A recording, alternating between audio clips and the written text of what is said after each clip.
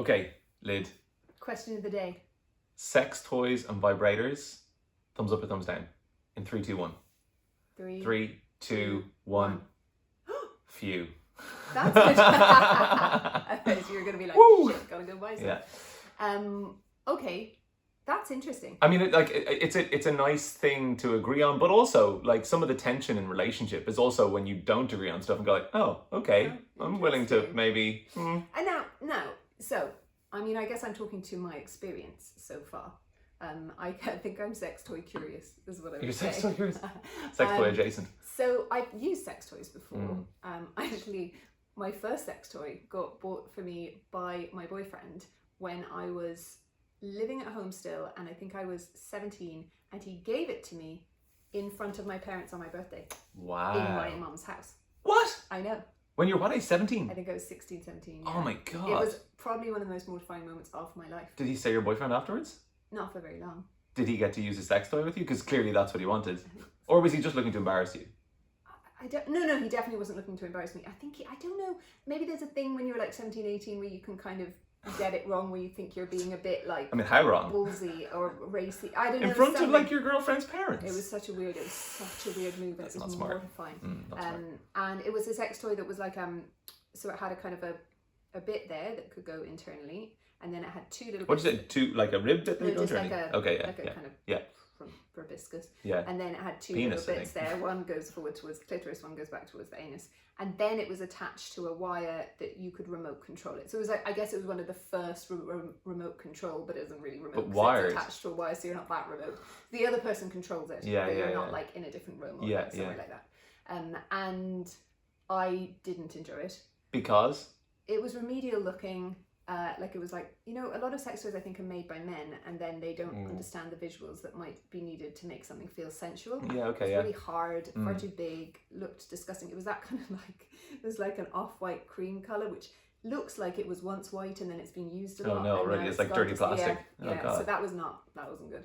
My White aesthetic goods vibe. sensibilities were like, what? And I think a lot of and then I've had a rabbit at some point. Again, I didn't enjoy it at all. I find a lot of them are really like made by men, so then the bit that goes inside you is so huge because men seem to have this notion that like women always want the biggest possible thing, and most of us don't. We, especially in our masturbatory practices, we're not just going like, oh, what's the hugest thing that I can shove inside myself? That's like not where the vibe is at. And then clitoral. Where the vibe. Good. Did Well you like done. it? You did it. Well done. But the clitoral stimulation ones are often good, but it kind of like often it can over friction. Yeah. So like you can do it once and that's good, and then it kind of becomes painful because especially from a pelvic floor point of view, anyone who's got tension in their pelvic floor, it's just bringing a type of orgasm that's a tension-based orgasm. Okay, yeah. And I think people can get hyper-stimulated and addicted to them. We're talking about you though. Forget them. This is you. This is me. Yeah. Yeah, that's what I found, but it's what I hear women say also, and Okay. from my private practice. Yeah. Fair. So I'm not against them. Like I think that there are some that I haven't explored that probably would be interesting. Like those suction-y clitoral ones that have a kind of a remote vibration, like a sonic wave. Yeah. I'm interested to see whether they'd be. Those are the less- more bougie kind of ones as well, aren't Yeah. they? Yeah, you kind of see. What's the? There's a couple of brands. Oh, what are they called? There's like a German brand which is very like svelte and bougie looking. Yeah. They've made them sexy. Yeah, they basically look like the iPhone of the kind of like sex toy world. Yeah, exactly. So yeah, what about you? What's your experience in relationship with them? So look at you looking real awkward. I love it. I like, tell me about your sex Don't life really with other do. people. Well, join the gang. That's what we're here to do, I guess. So, I had one long-term relationship where my girlfriend got interested, or no, actually, no. She had a sex toy from before we were together, but it got introduced when our sex life wasn't fab. And I was like, I felt deeply replaced. Oh, I yeah, felt that's not deeply. good. I mean, like, I also enjoyed using it with her. It wasn't that I didn't enjoy it, but I didn't feel like this is the problem. I was like in my late 20s, mid-late 20s. And I already, like, my sexual confidence wasn't at, like, a good place. No, peak, forget it. Trough. Valley. Not those good kind of valleys either. Those nice little V's. It's nice little V's, Jesus. But yeah, like, so I'll just edit that. so bad. We cut that out. We should cut that out. But yeah, so and it was a rabbit, and I mean, honestly, she enjoyed the scale of it, definitely. But I don't know.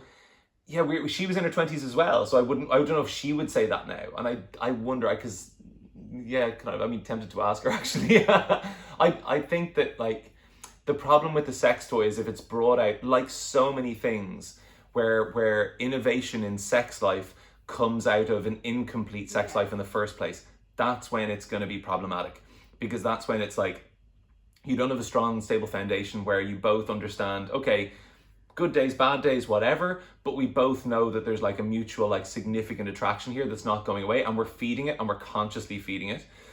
So then when the sex toy gets brought out, you're not kind of like, oh, was that not were you not okay last week? You know, you're kind of like, oh, this is fun. This is like an actual addition. It's like, you know, it's like love yourself, and then you can add love in with other people, as opposed to using other people's love to replace the lack of love that you have for yourself. I think that's what sex toys are. And I think that's my hot also, take. I think that that's so much the case though in experimentation in sex though, isn't it? Because often things like threesomes, or I don't know, polyamory, or bondage, or those kinds of things aren't born from the place where people are like, ooh, we have such good sex, let's make our sex life even more fun and exciting.